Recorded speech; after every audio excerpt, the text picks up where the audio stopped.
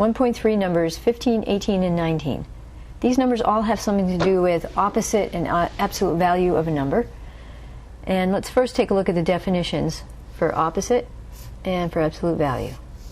The opposite of a number is just the opposite sign, change the sign. So if I have a 3, the opposite is minus 3.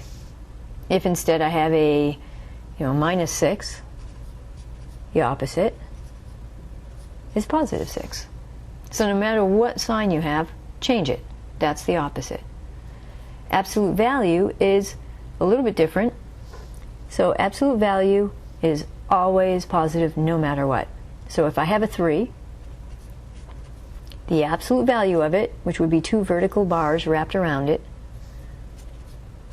would just be the same. It's just 3. It's already positive, so I don't do anything to it. If I had a minus 6, the absolute value of minus 6 has to come out positive. Get rid of the negative sign, so it's 6. So basically, the absolute value gets rid of a negative sign on the final number inside the absolute value. So let's do a couple problems. Number 15.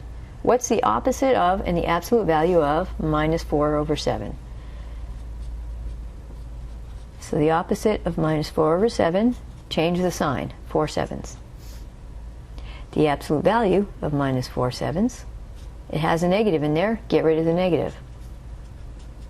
4 sevenths. Now there is something to watch out for, and numbers 18 and 19 will let us know what they are.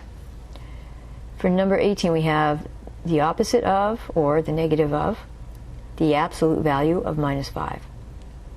So the thing to watch for here is that the absolute value only acts on what's inside it. It never reaches outside to touch something.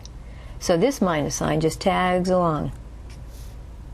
Then we say, okay, the absolute value of minus 5 is, get rid of the negative, 5. So the final answer is negative 5. If instead I had the opposite of, or negative of absolute of 5, same thing, this absolute does not touch anything outside it, so negative tags along, absolute value of 5 is 5, I would get minus 5. So both of these give me the same answer.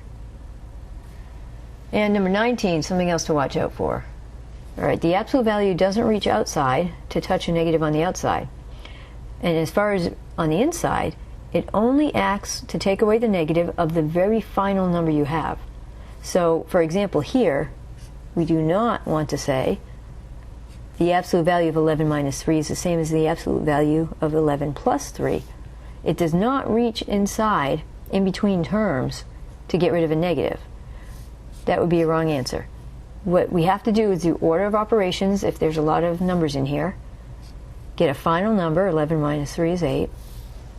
Once you have your final number, then take the absolute value. Absolute value of 8 is 8, and that would be our answer there.